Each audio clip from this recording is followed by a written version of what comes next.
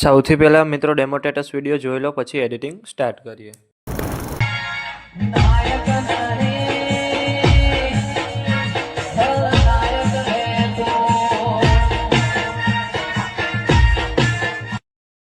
તમે જે પ્રકારનો ડેમો સ્ટેટસ વિડીયો જોયો તે જ પ્રકારનો વિડીયો બનાવતા શીખવાનો છું, તો વિડીયોને પૂરેપૂરો જોજો.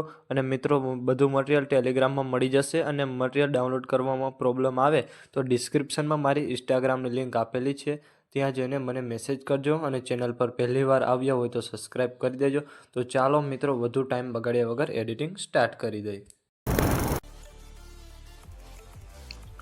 સૌથી પહેલાં મિત્રો, તમારે બીટમાર્ક અને સોંગલેયર બંને પ્રોજેક્ટ ડાઉનલોડ કરી લેવાના છે. અને જો તમને ડાઉનલોડ કરતા ન આવડતું તો ડિસ્ક્રિપ્શનની અંદર લિંક આપેલી છે, ત્યાંથી તમે વિડીયો જોઈ લેજો. પછી તમારે બીટમાર્ક પ્રોજેક્ટને ઓપન કરવાનો છે. ઓપન કરશો એટલે તમને આ રીતે કંઈક પ્રોજેક્ટ જોવા મળી રહેશે. પછી તમારે સ્ટાર્ટિંગમાં જેટલા પણ ઇમોજી છે એમાં તમારે ફોન્ટ ચેન્જ કરવાના છે. ચેન્જ કરવા માટે ઇમોજી પર તમારે ક્લિક કરવાનું છે. અહીંયાથી તમારે એડિટ ટેક્સ્ટમાં જવાનું છે. અને અહીંયાથી તમારે ઉપર એરો બતાવે એના પર તમારે ક્લિક કરવાનું છે. અને અહીંયાથી તમારે આઈફોન ઇમોજી રાખી દેવાનો છે. આટલું કર્યા બાદ પછી તમારે પહેલા બીટમાર્કે આવવાનું છે. પહેલા બીટમાર્ક આવવા માટે એરા પર ક્લિક કરવાનું છે, એટલે સીધા આવી જશો પહેલા બીટમાર્કે 2.21.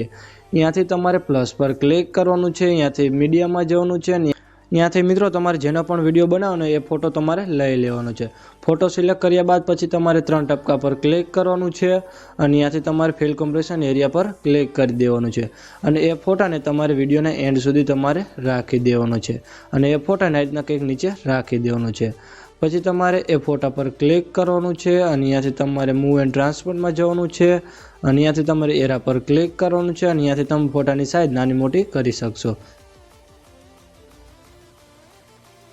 આટલું કર્યા બાદ પછી તમારે બહાર નીકળી જવાનું છે અને સીધું આવી જવાનું છે સોંગલેયર પ્રોજેક્ટની અંદર. સોંગલેયર પ્રોજેક્ટ ઓપન કરશો એટલે તમને આ રીતે કંઈક સોંગલેયર જોવા મળી રહેશે. પછી એમાં તમારે ફોન્ટ ચેન્જ કરવાના છે. ચેન્જ કરવા માટે ટેક્સ્ટ પર ક્લિક કરવાનું છે. ત્યાંથી તમારે એડિટ ટેક્સ્ટમાં જવાનું છે. અને ત્યાંથી ઉપર એરો બતાવે એના પર તમારે ક્લિક કરવાનું છે. ત્યાંથી તમારે રજનીવાળા ફોન્ટ રાખી દેવાનું છે. આટલું કર્યા બાદ પછી તમારે લેયર પર ક્લિક કરવાનું છે. અને ત્યાંથી તમારે સિલેક્ટ ઓલ લેયર. પછી તમારે પાછું લેયર પર ક્લિક કરવાનું છે. અને ત્યાંથી તમારે કોપી લેયર. પછી બહાર નીકળી જવાનું છે અને સીધું આવી જવાનું છે બીટમાર્ક પ્રોજેક્ટની અંદર. ત્યાંથી તમારે પહેલાં બીટમાર્કે આવી 2.21થી લેયર પર ક્લિક કરવાનું છે. અને ત્યાંથી તમારે પેસ્ટ લેયર કરી દેવાનું છે. આટલું કર્યા બાદ પછી તમને કાંઈ ઇફેક્ટવાળું ગ્રુપ જોવા મળતું હશે, એને તમારે સૌથી ઉપર રાખી દેવાનું છે. પછી ઇફેક્ટવાળા ગ્રુપ પર તમારે ક્લિક કરવાનું છે. અને ત્યાંથી તમારે 3 ટપકા પર ક્લિક કરવાનું છે. અને ત્યાંથી તમારે અનગ્રુપ કરી દેવાનું છે. આટલું કર્યા બાદ પછી તમારે થોડુંક નીચે આવવાનું છે.